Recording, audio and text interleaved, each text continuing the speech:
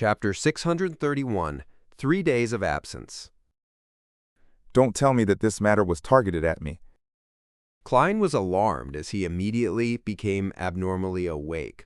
As a person who had several similar experiences, he had quite a persecution complex.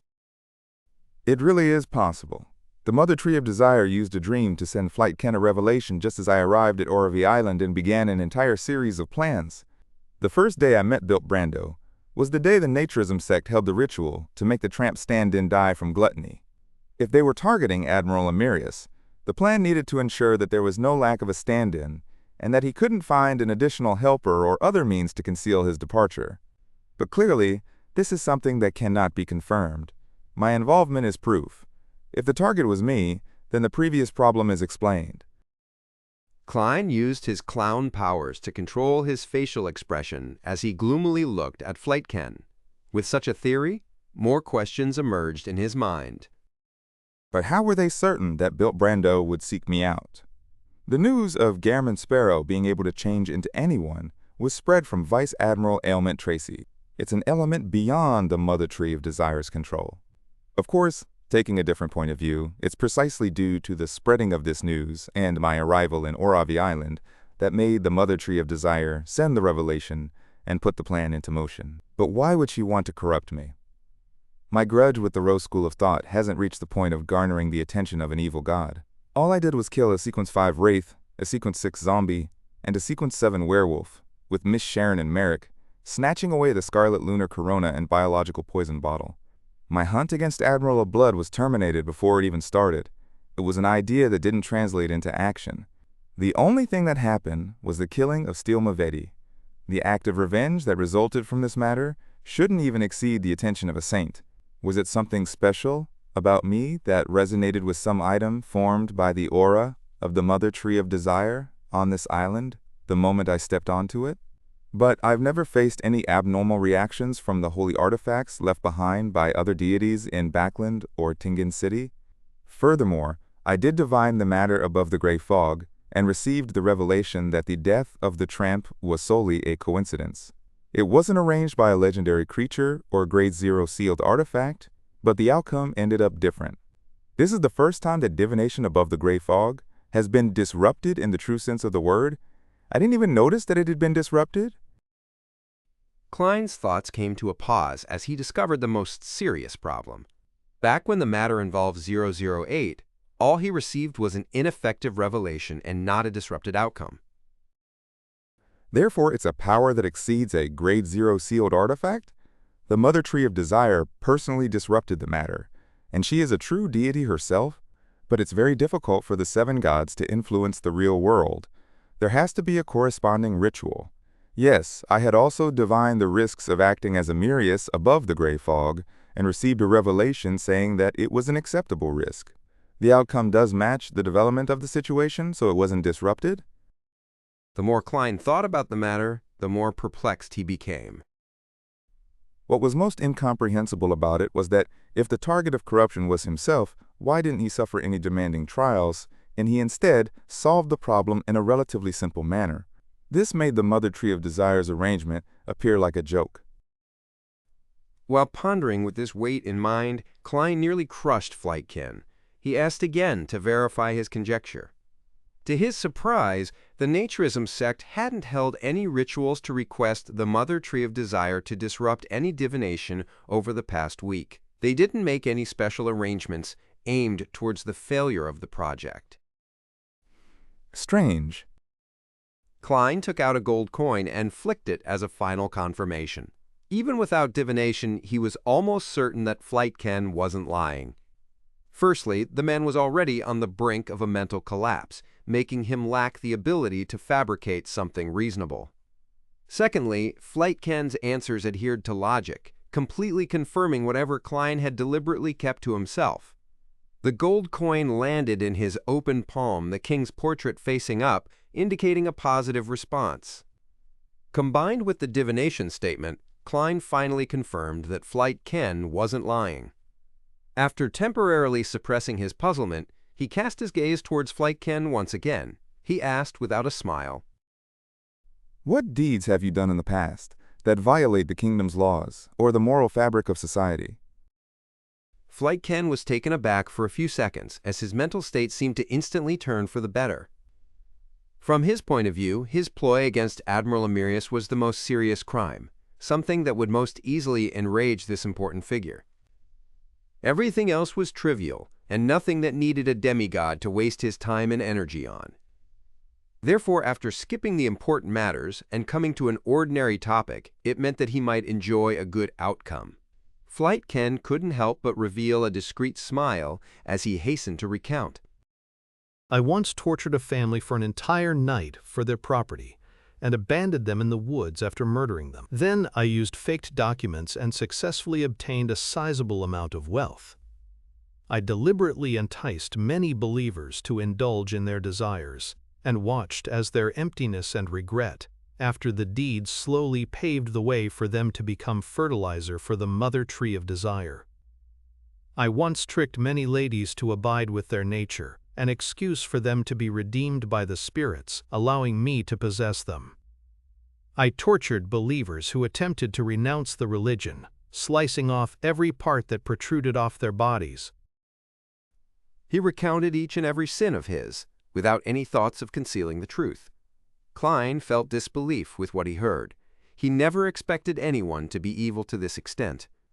As Flight Ken got increasingly excited from recounting his past deeds, he saw Admiral Emirius stand up without an expression, before circling around the desk and standing in front of him. The Admiral then raised his left palm. A terrifying mouth appeared in the middle of the left palm, revealing 2 rows of illusory, white and eerie teeth that were icy cold. No, no! A sharp and horrified scream resounded in the room for a long time, until silence prevailed. After a while, Klein bent down to pick up a blob of grayish-white light that resembled a shrunken brain. This was the beyonder characteristic of a lunatic. Unfortunately, Flight Ken had been searched before being brought here. He didn't leave behind any cash or items. Klein snapped his fingers and ignited the rest of the clothes. As he looked at his left shoulder, which was beginning its recovery process, he sat behind the desk and remained silent amidst the dancing scarlet flames. Once the traces were no longer noticeable, he pulled at a corresponding rope, making the bell outside ring. Luann released the restriction and entered, instinctively observing every corner. Klein solemnly gave the order. Instruct the guards and the base personnel to cooperate with the Oravi police to do a cleanup of the naturism sect. It's best if clues can be found, and a number of Rose School of Thought members are caught. Yes, Your Excellency. Luann answered respectfully. He didn't ask where Flight Ken was, as though the leader of the naturism sect never existed. Klein didn't pay too much attention to the raid on Oravi Island. Using the excuse that he was slightly injured, he declined the remaining schedules for the next 2 days. This meant that he didn't need to worry about needing to exude the might of a high-sequence beyonder of the Arbiter pathway after expending the 9th law charm.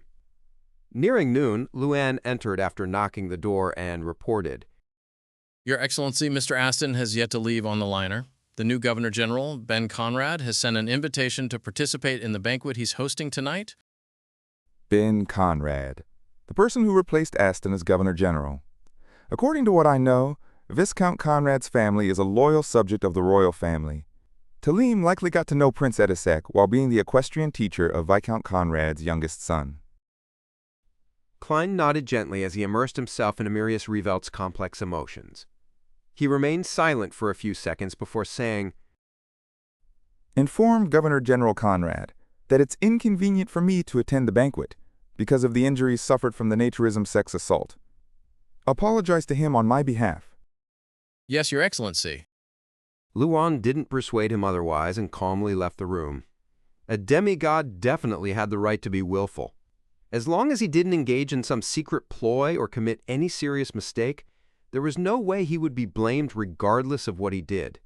This was because any faction would be willing to rope in a demigod. As he watched Luann's back vanish from the door, Klein shook his head indiscernibly and sat back behind the desk. A quiet day quickly passed. When it was almost midnight, Klein, who was sleeping in the guest room, suddenly woke up and sat up. His spiritual perception told him that someone had entered the house. Klein focused his gaze at the window and saw a middle-aged man in a tailcoat. He had black hair and blue eyes, with the corners of his mouth slightly sagging. He was none other than Admiral Amirius. Phew, he's finally back. Klein slowly stood up and cautiously asked, What item did you give me before? He was afraid that the Admiral Amirius before him was also a faceless in disguise. Admiral Amirius stood there and answered with a stern expression. The 9th law charm. Without waiting for Garamond Sparrow to speak again, he took 2 steps forward and calmly asked, Did anything happen in the past few days? Klein controlled his facial muscles and said, Your secretary committed a mistake and was injured. Oh? What else? Admiral Amirius nodded with deep reservation. Klein tried hard not to move his gaze away as he looked straight at him and said, Your younger brother has been relieved of his post as Governor General. The new Governor General has already taken over. Your Miss Cynthia mutated into a monster and was purified by me. A number of your bodyguards and attendants were infected to a certain extent and are currently receiving treatment. Amirius's expression turned into shock bit by bit in an uncontrollable manner. His eyes moved slightly, as though he suspected whether he had returned to the wrong place. It had only been 3 days. Chapter 632, Finishing Up. After a frozen moment of silence, Amirius quickly brought his expressions under control. He said in a domineering and deep tone, Tell me the specifics. Klein didn't hide much of the truth. He began with Aston Revelt's question, before mentioning the warning from the mysterious person in the dream, and how he was told not to make a choice that resisted the trend of the times. Following that, he talked about the sudden telegram, and finally he spoke of Cynthia's mutation. He went into detail about the situation, the arrogance of the secretary, how he dealt with it, and the general investigations that followed. The only information he kept to himself was that the 4th February was the first day he arrived on Orvie Island, as well as his subsequent guesses. Of course, he was also very vague with matters regarding combat. He believed that Admiral Amirius was understanding enough. After all, what a Beyonder was good at or what unique abilities he had were one of their greatest secrets. If they were exposed or understood by others, it gave others a chance of setting up a targeted ambush, making it possible for them to die under the hands of an enemy of a lower sequence. Below that of high-sequence Beyonders, many Beyonders could be very powerful or very weak. After Amirius listened to the recount in silence, his expression didn't seem to change in the dark room. However, the fact that he hadn't interrupted Klein's recount implied something. After a few seconds of silence, he asked in a deep voice, The mysterious person who infiltrated your dream emphasized the fate of an era, as well as the trend of the times? Yes. Klein had already changed back into Garamond Sparrow's appearance. He didn't deliberately go into detail that the mysterious person had never mentioned Aston Revelt's exact plan. Amirius fell silent again. You maintained my appearance in your dream? Yes, this is my secret. Klein answered succinctly. Amirius nodded indiscernibly as he paced around in a tiny area before looking back at Garamond Sparrow. There were no problems with your choices. Upon hearing this, Klein seemed to receive the ultimate and most effective feedback. A large portion of the potion in him was digested as a result. Amidst the deep, reverberating tone, Amirius turned his body to the side and said without any hint of emotion, I originally had no plans to have a contract with the stand-in, and instead I wanted to inform Cynthia that I had the symptoms of losing control, making it impossible for me to have any physical relationship with her for 5 days. However, I later changed my mind due to certain reasons. If not for the temporary contract's forceful restriction, even if I'm able to withstand the temptations during usual times, I might not have been able to resist the magnified desires last night. Of course, if Cynthia knew of the 5-day restriction ahead of time, she wouldn't be in such a rush to consume the powder ground from the proliferation necklace. It would have prevented her from sensing the mother tree of desire and end up mutating. But as such, the ball is in the naturism sex court. They could have made up an excuse to get Cynthia to consume it. This matter was really targeted at me. What does the Mother Tree of Desire actually want? Also, what was the reason that caused Admiral Amirius to make such an important change? Klein seemed to grasp the crux of the matter as he looked at Amirius's side profile. What's the reason? Amirius said with a deadpan expression. There's no need for you to know. For the first time in his life, Klein hated such a response. After some thought, he took out the cracked pendant and threw it at Amirius. This is the proliferation necklace that originated from the Mother Tree of Desire. Amirius raised his hand to catch it before looking down.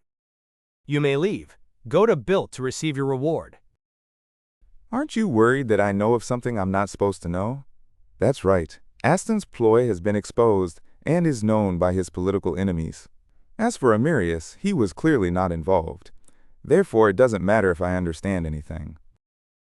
Klein imagined that there would be a long-term confidential contract, but to his surprise, he could leave just like that. Noticing that Amirius didn't raise another matter, he pointed at him and said, Close. Only then did Admiral Amirius look up, silently taking off the formal attire comprised of a shirt and tailcoat. Klein had originally wished to ask for additional payment due to the excessive dangers that went beyond the scope of the original agreement. But after secretly confirming that Cynthia's outcome was because of him, he abandoned the idea while feeling guilty.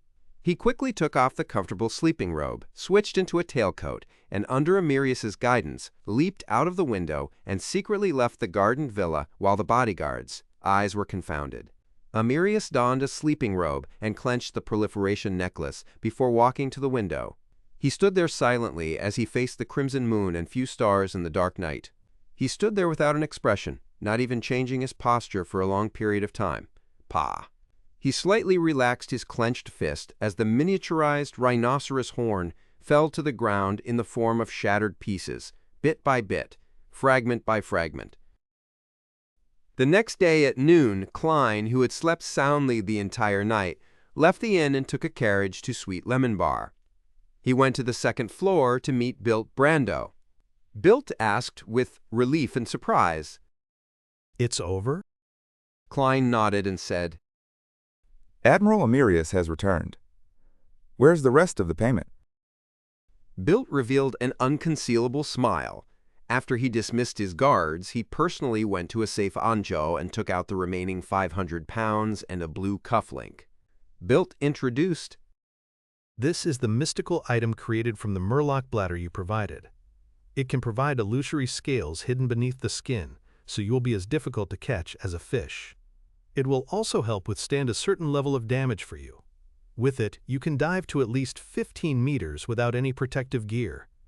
You can freely move about in the water for 10 minutes. It doesn't have any serious negative effects. It will just make you tired easily when in a hot or arid place. That means this cufflink shouldn't be used with the sun brooch. Klein extended his hand to collect the money and item. Bilt cracked a joke. Aren't you afraid that there will be problems?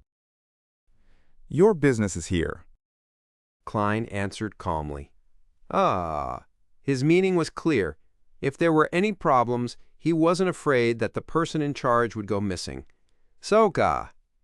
Bilt's smile froze as he said, It hasn't been named. You can give it one. Murloc cufflink. Klein couldn't be bothered to waste his brain cells, Bilt said with a forced smile. Nice name. It leaves quite an impression.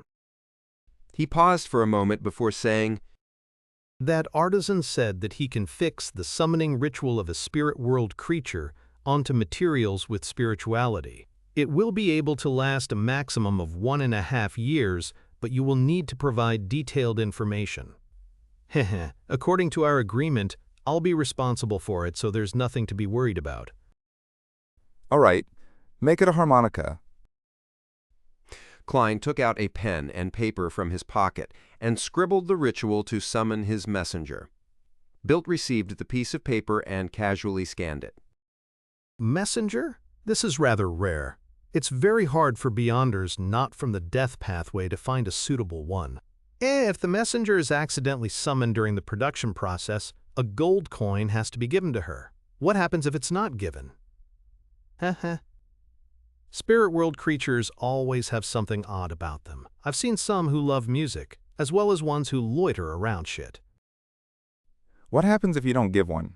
Perhaps Ma'am Renette Tinnaker might bring the heads of you and the artisan to me. She's a creature with a castle in the spirit world. She might even be stronger than me. Well, under situations when I'm not using the sea god scepter. Klein lampooned as he said in a deep voice. The third promised item can be left to the future. Bilt didn't have any objections. Following that, he asked out of curiosity, All right. Mr. Gehrman, how did you fool Secretary Luan, Governor General Aston, and Miss Cynthia, people who Admiral Amirius specifically mentioned? Klein did his best to prevent his facial muscles from twitching. Follow the information and think about it carefully. He didn't provide an exact description before he stood up and bowed with his hat. It's time I bid farewell. Bilt answered with a smile. It was a pleasure working with you. After watching Gehrman Sparrow's figure vanish behind the door, he shook his head and chuckled, muttering, "This powerful and crazy adventurer is actually a natural actor?" After lunch, his subordinate sent him the day's papers. As Bilt sucked on a cigar, he flipped through it when his expression suddenly froze. Last night, the new Governor-General, Ben Conrad, held a banquet. New Governor-General? Aston Rivelt has been relieved of his position as Governor-General. Bilt picked up the other sets of newspapers and found the same piece of information. With his connections in Oravi, he should have long heard of news regarding a replacement of the Governor-General. However, the replacement was extremely sudden. Most people only learned of the situation when the new Governor-General officially made his appearance. After a while, a partner who was secretly serving Admiral Amirius entered the room. The partner passed on Amirius's instructions. Your Excellency wants you to investigate the people around you for naturism sect believers and sink them all into the sea. Bilt asked curiously. All right. What exactly happened? The naturism sect suffered a terrible blow since yesterday. The partner described simply, His Excellency suffered an assassination attempt from the naturism sect yesterday. Miss Cynthia perished as a result. Secretary Luan was injured, and the Admiral lost many of his bodyguards. Bilt was momentarily stunned. Aren't these the people Admiral Amirius mentioned to be careful of when acting in front of them? I even specially emphasized it to Gehrman Sparrow. Now, Miss Cynthia is dead, Secretary Luan is injured, and Aston Rivelt has been relieved of his position as Governor-General. The corners of Bilt's mouth twitched while he wore a blank expression. Eastchester County, Stone City. Audrey silently listened to a noble lady's words, echoing her from time to time as she provided an ear to listen to. Towards the end, the noble lady praised her sincerely. Audrey, you really are an angel. I feel a lot more comfortable after chatting with you. At this moment, Audrey saw the female priest from the Church of Evernight enter. Hence, she exchanged pleasantries before walking over with a smile. This priest appeared ordinary, as she only provided low-level preachings, but in fact, she was a secret member of the psychology alchemists. The female priest whispered while no one was paying attention. Audrey, the potion formula is already in my hands. However, you need to contribute enough to obtain it. Audrey's eyes darted around slightly as she said, That wouldn't be an issue. However, Ma'am Smine, can you tell me its name? The female priest looked around before saying with a suppressed voice, Hypnotist. Chapter 633, Two Types of Parasitizing. After leaving the sweet lemon bar, Klein directly returned to his inn. Just as he was packing his luggage, the gigantic skeleton messenger appeared suddenly. It originally wanted to pat Klein on the shoulder, but it failed due to its nearly 4-meter-tall body with its head penetrating through the ceiling. All it could do was throw the letter ahead before collapsing into nothingness. Mr. Ezek has finally replied. It has almost been a week. Has the messenger been changed? It looks like the original one, and would make the corresponding warning. Klein caught the letter and unfolded it. I'm very sorry that I'm only replying to you today. Perhaps it's because the memories I've recovered has exceeded the limits of my body. I had to spend several days in a deep sleep to adapt to it. The matters you described does coincide with the traits of a marauder pathway. Their corresponding sequence 4 is parasite. In higher sequences, they possess the beyonder powers of parasitized bodies. According to what I know, there are 2 types of parasitizing. The first type is a preliminary state. The parasite would borrow the host's body to hide himself, so as to extend his lifespan and recover from his injuries. He can see and hear whatever the host sees and hears, but he is unable to interfere with the host's thoughts or steal his thoughts. Therefore, for a host to converse with a parasite, he will have to be the first to speak. The other is full control. The parasite is nearly fused with the host's spirit body, knowing and understanding his thoughts, as well as take over control of the body. Faced against the first type of parasite, one can inform the host via dreams or a subconscious conversation without worrying about being discovered by the parasite. This is because the parasite has to use the host's senses to sense his surroundings. For the second state, there is no way to converse with the host without the parasite's knowledge. However, there is a chance of eradicating the parasite, which is to rely on the host's faith. It's very difficult for me to accurately describe such matters, and all I can say is that when one opens his heart while praying, the target of the prayer would be able to discover the existence of the parasite and, through a particular ritual, provide feedback to complete the separation or eradication. Of course, the prerequisite is that the host himself doesn't know of this. Otherwise, the parasite would definitely be alerted and begin carrying out preventive measures. Isn't the latter situation somewhat similar to Little Son's? He prayed to me without much thought, and I discovered the existence of Amon's avatar. Then, with the concealed goal, I taught him the secret deed ritual and used it to cleanse the parasite. Klein instantly had a deeper understanding of the previous situation he was in. However, I'm currently unable to determine which state my dear poet is in. Back in Tenjin, he would occasionally talk to himself. This might be a result of the first type of parasitic states, but the problem lies in the fact that it has been months. It's possible that the parasite has completed his complete control of Leonard. I have to first confirm the matter before knowing what I should do. Otherwise, rashly entering his dream will only lead to preemptively warning the parasite, making the problem more serious and harder to resolve. If it's the second parasitic state, my dear poet believes the goddess, but she has millions of believers. It's unlikely that she would pay important notice to a red glove who's neither a blessed or saint. She's unlike me, the fool. I read every prayer and often provide a one-to-one service. This is what it's like during a startup phase. As Klein thought over it, he suddenly sighed and felt wistful. He originally planned on entrusting a task to Emlyn to secretly monitor Leonard Mitchell to see if he often whispered to himself. However, after considering how Emlyn had already appeared before Leonard and the parasite because of Tinder, there was a high chance that he was a target they were wary of or a target of investigation. Therefore, he rationally abandoned such a thought. Miss Magician is only a Sequence 8 and a trick master. She doesn't have the ability to monitor a parasite at the angel level or a red glove. Miss Justice's identity is the best form of concealment. Besides, she is also a believer of the goddess. But the problem lies in the fact that she's back in her fief. She will only return to Backland in June. Mr. Hangman and Ma'am Hermit are at sea. As for Little Son, there's no way for him to connect with the outside world. There's still not enough Tarot Club members. The factions they've expanded into are still lacking. I can't find any suitable person to help me complete this task. Among the people I know, Miss Sharon should be the best choice to perform such matters when it comes to concealment, but I have no way of contacting her, even if I do it through Miss Magician or Emlyn. Sigh. I had fled Backland in a hurry, so I failed to consider many of the consequences. Klein raised his hand to knead his temples as he thought about how Leonard was an elite red glove in the Nighthawks. There were high-ranking deacons and the church watching over him, so it was unlikely the parasite would dare to do anything for now. Hence, he decided to put the matter aside and wait for a more suitable helper. Perhaps I can wait until I digest the potion and head east of the Sonia Sea to find mermaids.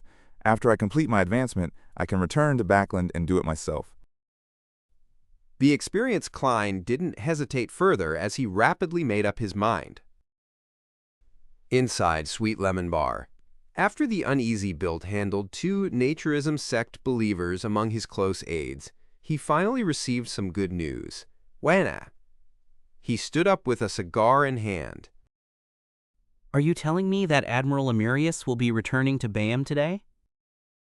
Sathoth nodded gently and said, His fleet left the harbor half an hour ago. It's steering towards the Rorstad archipelago. Phew. Bilt didn't conceal his sigh of relief, having confirmed that the Admiral wasn't putting any blame on him. Just the thought of how Gehrman Sparrow had managed to make the Admiral suffer the loss of so many of his bodyguards, the younger brother's loss of his position as Governor General, the injury of his secretary, and the death of his mistress, he couldn't help but wonder about his own management capabilities. Although the responsibility of these matters wasn't necessarily Gehrman Sparrow's fault, to have them all happen at once had made one believe that it was the crazy adventurer's fault. At the very least, he was unlucky enough, and as his employer and endorser, Bilt believed that there was no way he could escape responsibility. He definitely needed to incur punishment from Admiral Amirius. His Excellency is indeed a demigod. He didn't let his rage blind his reason. Praise the Lord. May the storm be with us. Bilt said as he struck his right fist on his left breast. At this moment, the subordinates he sent rushed back. Nibus make and recomai frax eretrier, achacha sako for hako sans reported in a hurried tone. Boss, Gehrman Sparrow has disappeared. Bilt frowned slightly. Disappeared? The subordinate explained truthfully. Yes! After he checked out of his room, he held his suitcase and circled the area several times before disappearing. It's really difficult to monitor an adventurer who can shapeshift into anyone. Bilt sighed and said, Leave it. There's no need to seek him out again. After being targeted by the Mother Tree of Desire, Klein cautiously changed his appearance and identity, as well as his place of residence to prevent anyone from targeting him. From the feedback received from acting as Admiral Amirius, he decided to quickly digest the potion by putting it into practice. While riding a carriage to the Oravi Hospice Foundation, Klein once again stepped in. The person in charge of the registration was still Ma'am Joanna. She looked up and asked, You want to do volunteer work? Yes. Klein nodded seriously. Joanna took out a form and asked like clockwork. Name. Sinbad Volunteer. Klein smiled and replied. The weather in Eastchester County during April was comfortable. The vegetation was lush and the scenery was beautiful. It was the perfect season for hunting. Audrey was dressed in a waist-fitting black riding suit with a helmet. She was on a burgundy mare that belonged to her while in pursuit of a brightly colored wild chicken. She shot a whistling arrow and accurately struck the prey. As a psychiatrist, her physical attributes had clearly been enhanced. Together with her education in archery from a young age, whether it was in shooting firearms or in archery, she was considered rather skilled. A golden figure pounced forward and rapidly bit onto the prey, which had lost its life. It was none other than Susie. It's a pleasure working with you. The corners of Audrey's lips curled up as she struck her palm with Susie's paw with a smile. At this moment, the aristocrats surrounding her came over, either praising her for her hunting prowess or her training of her hunting hound. Audrey felt a little ashamed regarding the latter half. She had never trained Susie before. The aristocrats quickly dispersed as they continued chasing their prey. As for the low-level priest of the Evernight goddess, she came over and said to Audrey with a suppressed voice, You can receive the hypnotist formula after completing the final mission. Finally. Audrey's eyes lit up as she silently nodded. To be frank, if she were still the green and squeamish noble lady of the past, she would have long lost the patience to accumulate the required contributions and would have ended up requesting the purchase of the hypnotist potion formula at the Tarot Club. But she knew very well that building up contributions would aid her infiltration into the psychology alchemists. She would be more trusted and build up a good foundation for her to receive the high-sequence potion formulas in the future. Therefore, she patiently performed matters that were either uninteresting or interesting. Of course, Audrey didn't waste the past 2 months. She had been eavesdropping on the conversations of the aristocrats and maidservants, before guiding them to pour out their frustrations and aid them in defeating their negative emotions. This allowed her to act as a psychiatrist very perfectly. During this process, she realized that she would unknowingly eavesdrop, observe, and steer the people around her to understand their flaws and habitual thought processes. She believed that she could disadvantage or mentally break any one of them without leaving a mark. She could also get them to help her by their own will without them even realizing it. It has to be said that it's actually quite terrifying, just like monsters in the legends, who can grasp your minds. As she recalled, Audrey couldn't help but sigh inwardly. Smine was somewhat unaccustomed to horse riding as she carefully circled the area and said, Stone University's Associate Professor Michelle is a collector. We wish for you to purchase a notebook from the 20-Year War. The 20-Year War referred to a war between the Loan Kingdom and Fasak Empire in the 5th Epic's year 621-642. The former was defeated and lost the ancient Elves Island, which was present-day Sonia Island. Chapter 634, City of White. Stone University. Professor Michelle, notebook from the 20-Year War era. Audrey extracted the key terms in the words and glanced at Susie, who was running happily in front of the mare. She went straight to the point by asking, Ma'am Smine, what kind of notebook is it? I'm not sure. All I know is that it belongs to the period of the 20-Year War. It's part of Associate Professor Michelle's collection. It has an important characteristic. The patterns on the cover faintly forms a dragon. Smine didn't hide it from Audrey as she told her all the information she knew. Audrey, who silently listened to her descriptions, restrained her burgundy mare as she considered how she could complete the mission. Visit Associate Professor Michelle and view his collections before raising a request to buy one of the items isn't too difficult. Although it's embarrassing to admit this, it's quite unlikely he would reject me regardless of the way it's said. Yes, Audrey, you shouldn't be overly reliant on these. The biggest problem is being out of the blue. I didn't know Associate Professor Michelle before this, making it very difficult to explain why I'm suddenly visiting him.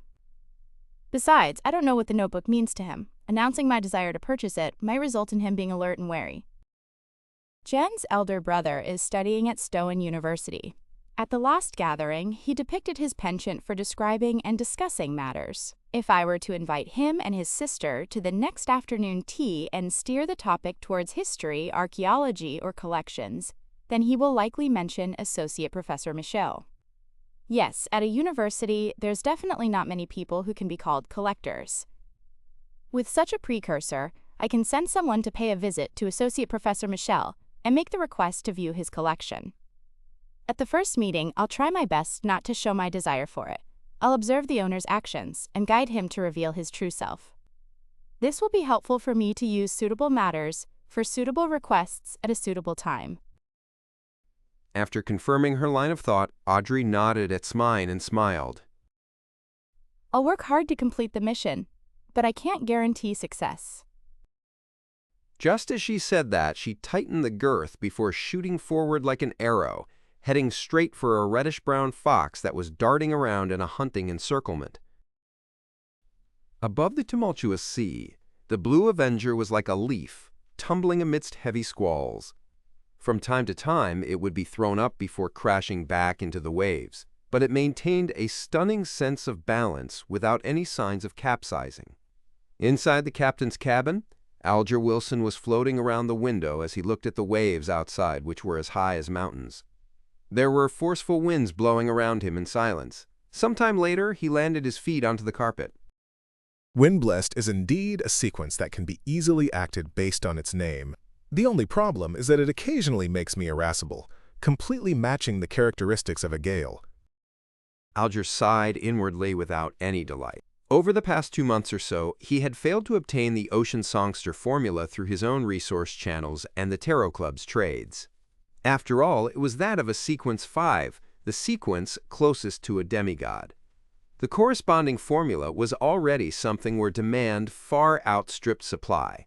Even with boatloads of money and the willingness to pay a premium, it was very difficult to buy one.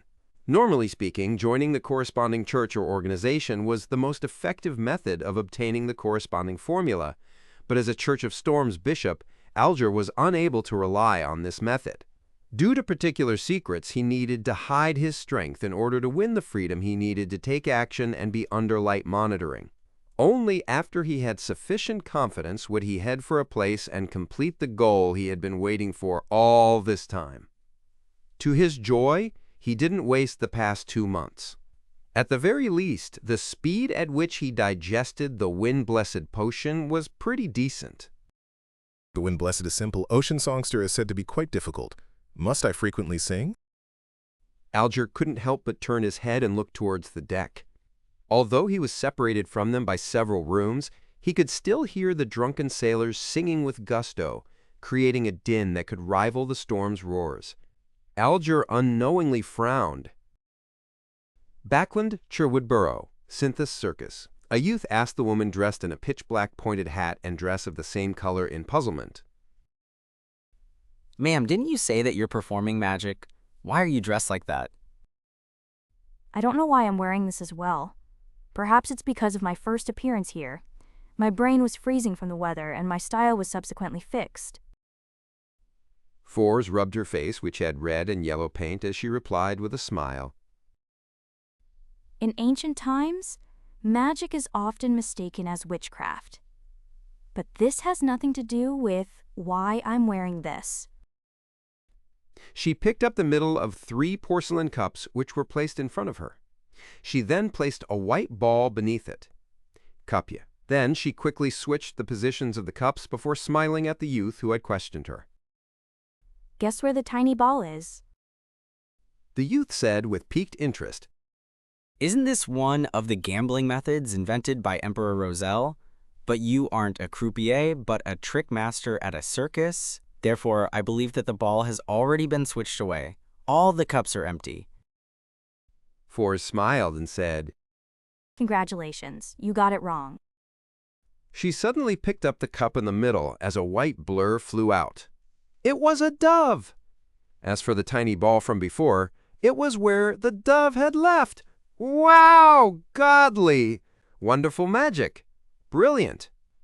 After a series of amazed exclamations, Fours clearly looked pleased with herself as she looked at the distant cathedral bell, put away her props, and returned to the tent where the circus master resided. The circus master came over as he tried to persuade her otherwise. Are you really resigning? I can double your salary.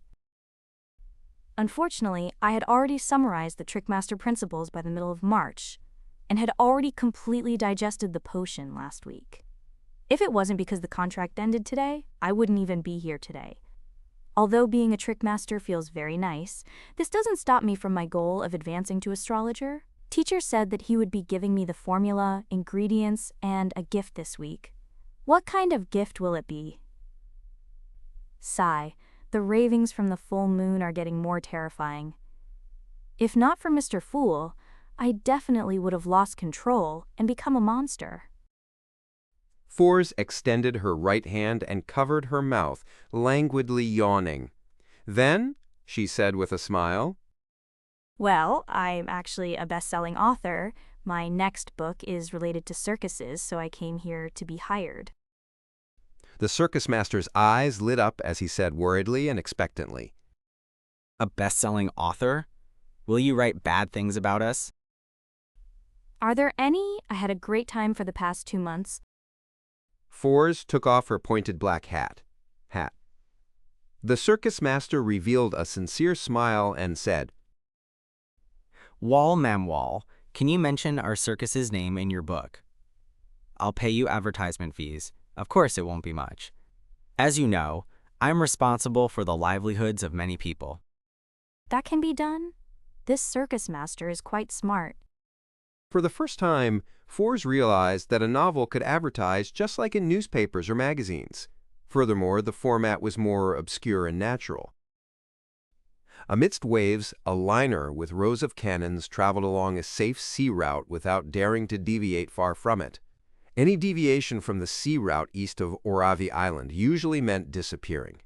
Even pirates didn't dare to stray too far from the safe zones. This sea was filled with unexplored regions, filled with all sorts of sensational legends. After 2 months of volunteer work and finding 4 chances to engage in true acting, Klein bade farewell to carrying patients, scrubbing toilet bowls, cleaning vomit, and other miscellaneous chores.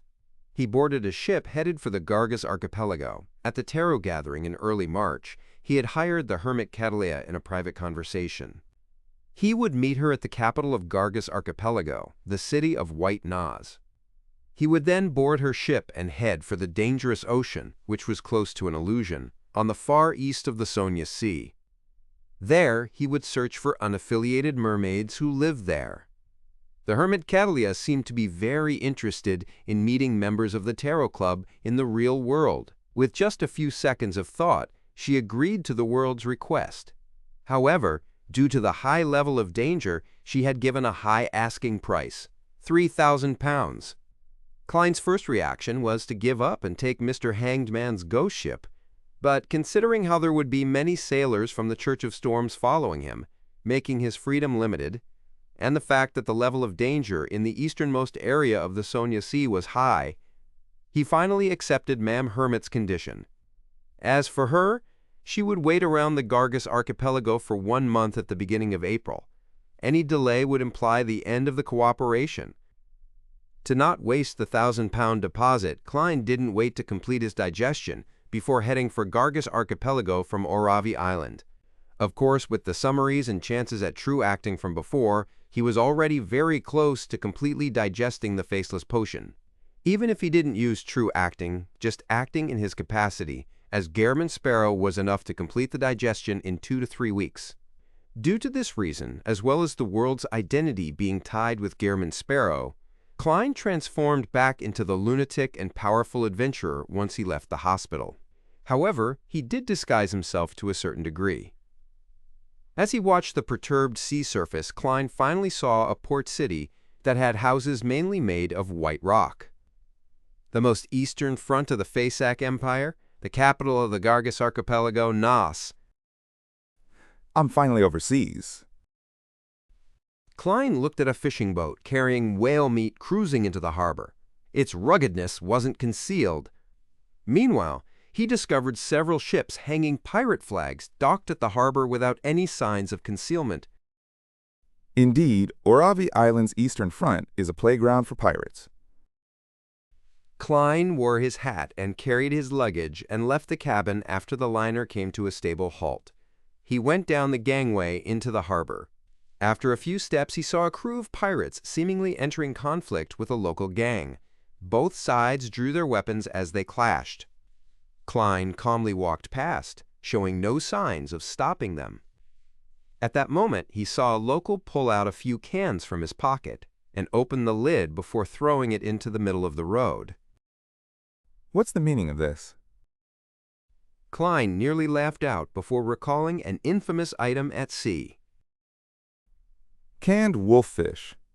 Canned wolffish was popular on the east coast of Fasak and the Gargas archipelago. Just as the thought surfaced, an indescribable stench seemed to inundate Klein's olfactory senses. His facial muscles twitched as he tried hard to resist his body's discomfort as he quickly left the region.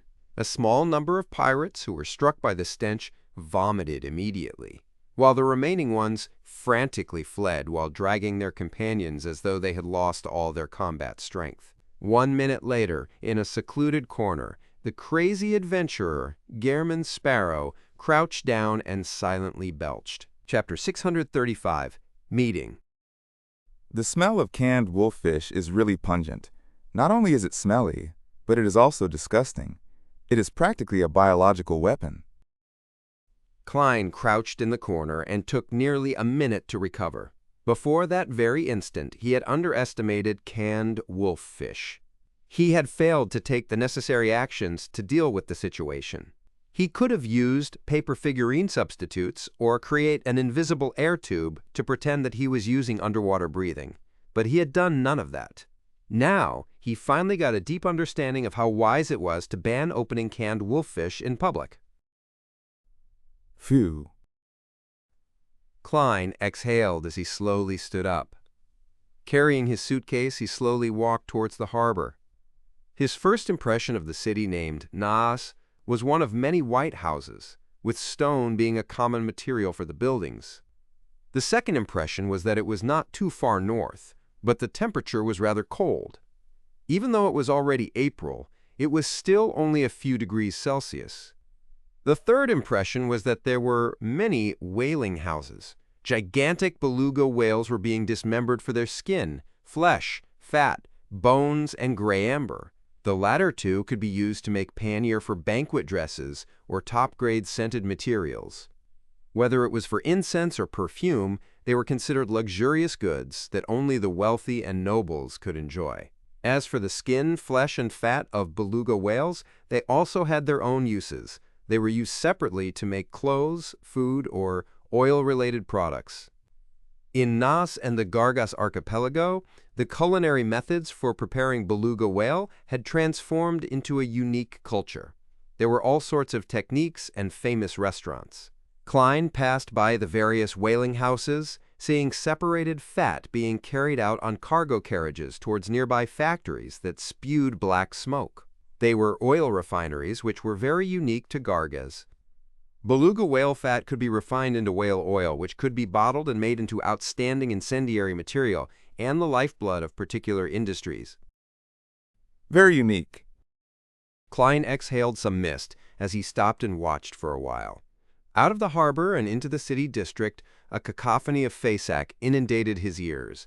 Having mastered ancient Faesak, the source of the northern continent's language, Klein was long familiar with the language of the northern continent barbarians. He turned his head upon hearing the din and saw the tall populace with slightly blonde hair raising horizontal banners as they protested on the streets.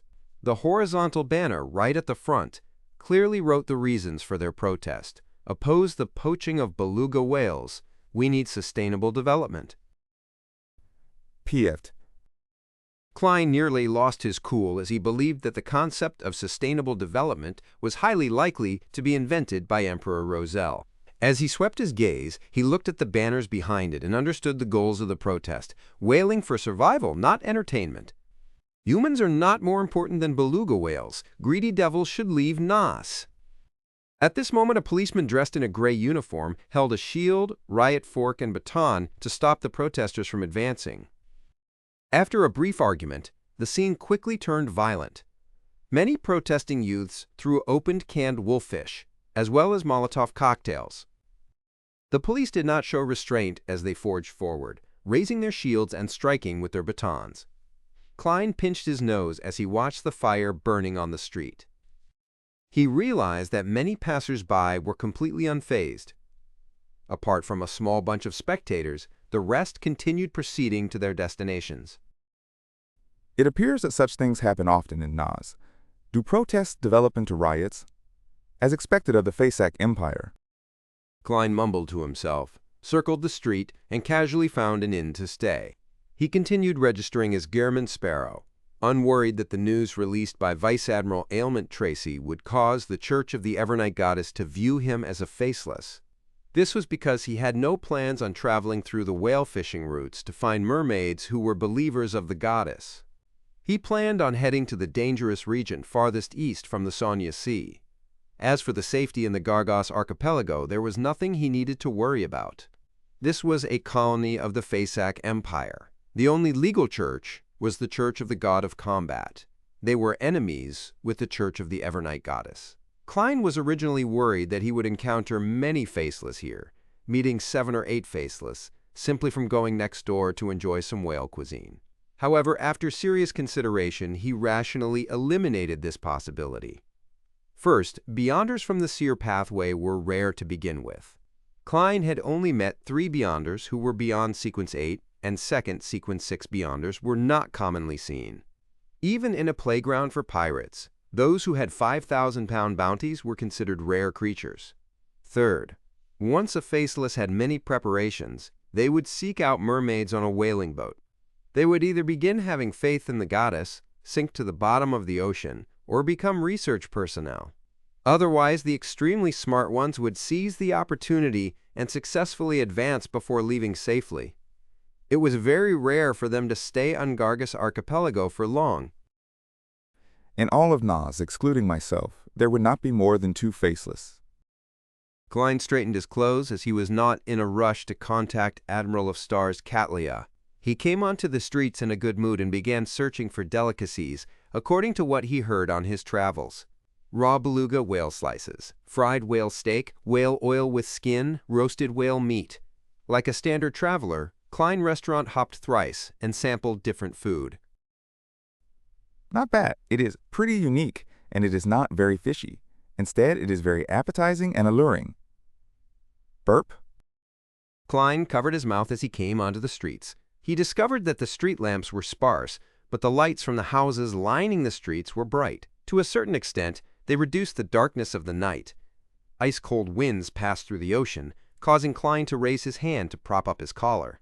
The blue cufflinks had their lusters restrained as they were deeply embedded at his wrists.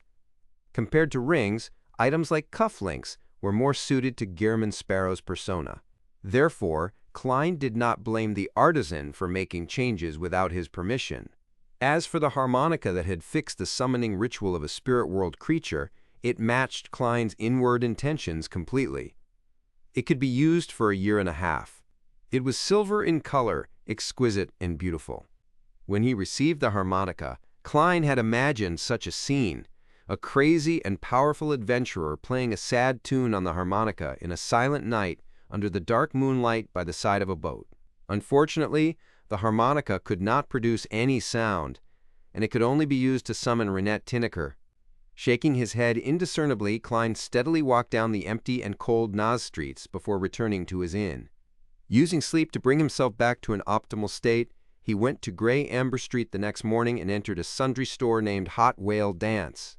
Upon seeing the grizzled boss, who was a head taller than him, Klein tapped the counter and said in Faceac, Whale oil.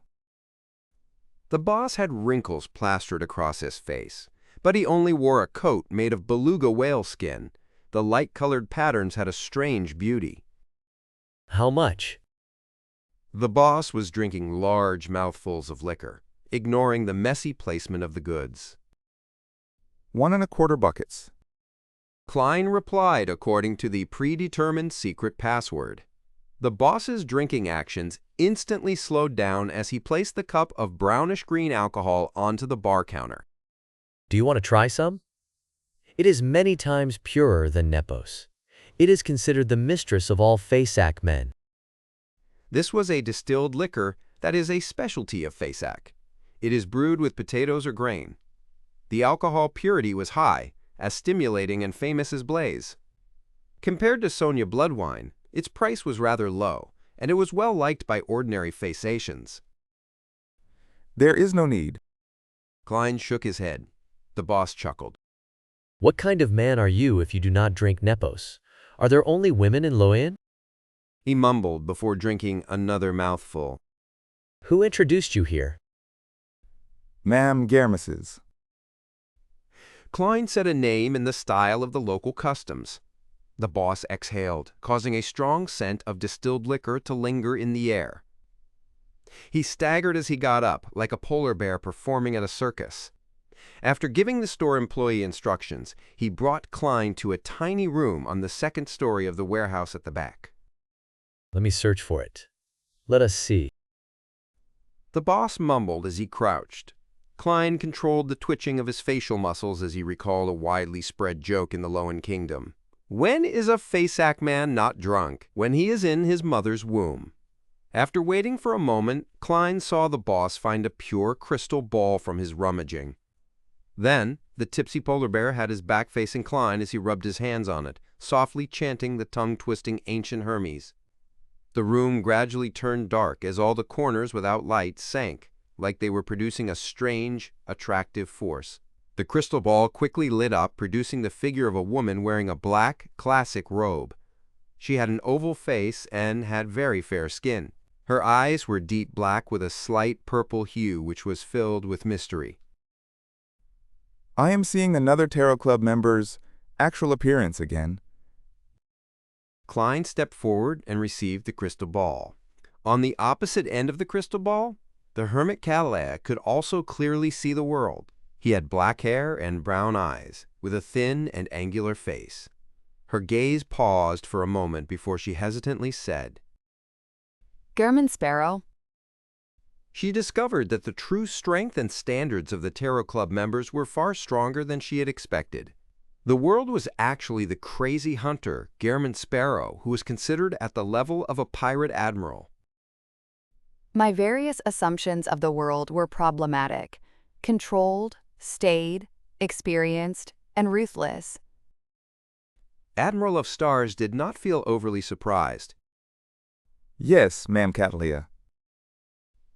Klein gestured for the boss to leave the room. After it became extremely quiet, Admiral of Stars Catalea asked once again, I'm very curious. How did you recognize my identity? I have been very careful when participating in the gatherings. Of course, she had jumped in fright when the world, who had chosen to speak privately with her, immediately greeted her with Admiral of Stars. And it was partly because of this that she chose to take on the world's commission. A secret. Klein smiled politely. As he did not wish for her to make connections to Mr. Fool, he calmly added, Your eyes are very special. Can I understand that as a form of praise? Catra smiled, feeling somewhat enlightened. She believed that the world had previously only relied on her eyes and other details to suspect that she was Admiral of Stars, but she was not certain. Hence, he had probed her with language, and her reaction told him the correct answer. Klein did not respond as he switched to asking, When can we set off?